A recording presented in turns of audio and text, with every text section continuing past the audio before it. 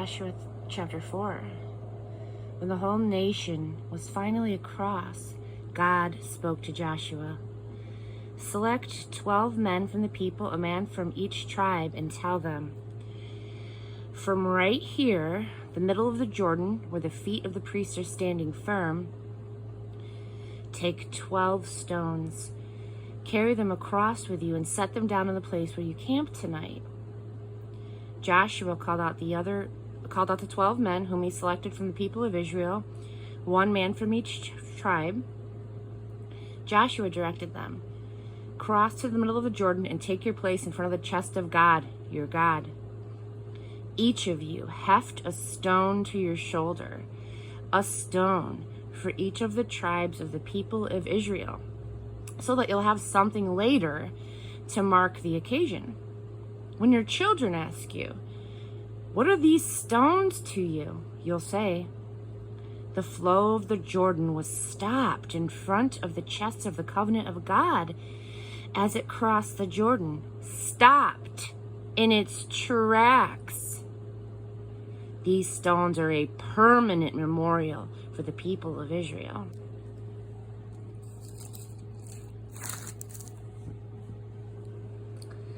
The people of Israel did exactly as Joshua commanded.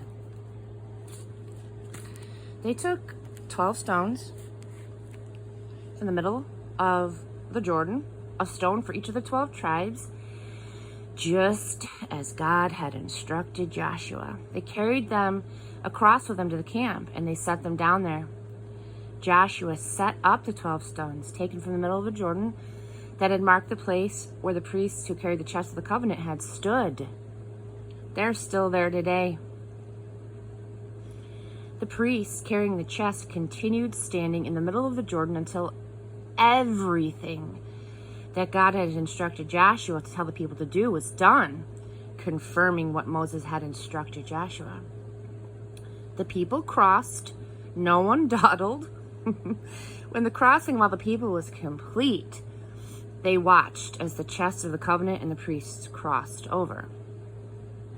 The Reubenites, the Gadites, and the half-tribe of Manasseh had crossed over in battle formation in front of the people of Israel, obedient to Moses' instructions. All told, about 40,000 armed soldiers crossed over before God to the plains of Jericho, ready for battle. God made Joshua great that day in the sight of all of Israel. They were in awe of him, just as they had been in awe of Moses all of his life. God told Joshua, command the priests carrying the chest of the testimony to come up from the Jordan. Joshua commanded the priests, come up out of the Jordan. They did it. The priests carrying God's chest of the covenant came up from the middle of the Jordan. As soon as the soles of the priests' feet touched dry land, the Jordan's waters resumed their flow within the banks, just as before.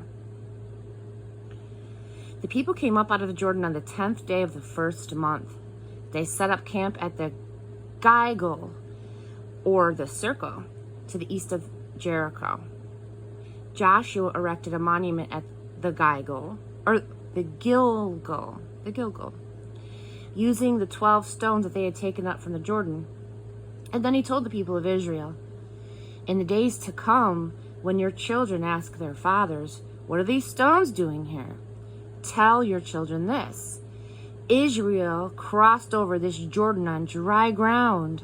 Yes, yes, God, your God, dried up the Jordan's waters for you until you had crossed, just as God, your God, did at the Red Sea, which had dried up before us until we had crossed. This was so that everybody on earth would recognize how strong God's rescuing hand is, and so that you would hold God in solemn reverence always. Chapter 5. When all the Amorite kings west of the Jordan and the Canaanite kings along the seacoast heard about how God had stopped the Jordan River before the people of Israel until they had crossed over, their hearts sank.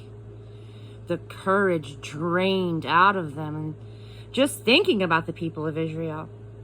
At that time, God said to Joshua, make stone knives and circumcise the people of Israel a second time.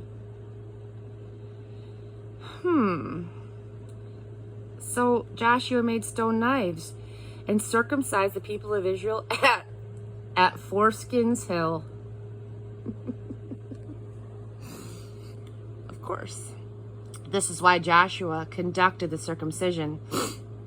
All of the males who had left Egypt, the soldiers, they had died in the wilderness on the journey out of Egypt. I see. All the people who had come out of Egypt, of course, had been circumcised. But all of those born in the wilderness along the way since leaving Egypt had not been. The fact is that the people of Israel had walked through that wilderness for 40 years until the entire nation died out. All the men of military age who had come out of Egypt but had disobeyed the call of God, God vowed that these would never lay eyes on the land that God had solemnly promised their ancestors to give us, a land flowing with milk and honey, but their children had replaced them. These are the ones that Joshua circumcised. They had never been circumcised. No one had circumcised them along the way. Okay. When they completed the circumcising of the whole nation, ouch, they stayed where they were in camp until they were healed. God said to Joshua, today I have rolled away the reproach of Egypt. And that's why the place is called Gilgal. It's still called that. The people of Israel continued to camp at the Gilgal, or the Gilgal. They celebrated the Passover on the evening of the 14th day of the month on the plains of Jericho. Right away, the day after the Passover, they started eating the produce of that country, unraised bread and roasted grain. And then no more manna. The manna stopped. As soon as they started eating food grown in the land, there was no more manna for the people of Israel. That year, they ate from the crops of Canaan. And then this.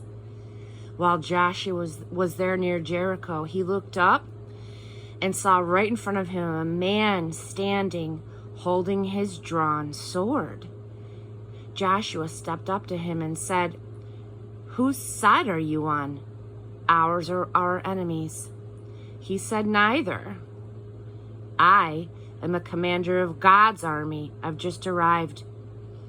Joshua fell face to the ground and worshipped. He asked, "What orders does my master have for his servant?"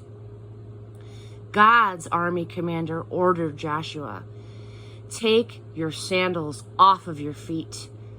The place where you're standing is holy." And Joshua did it.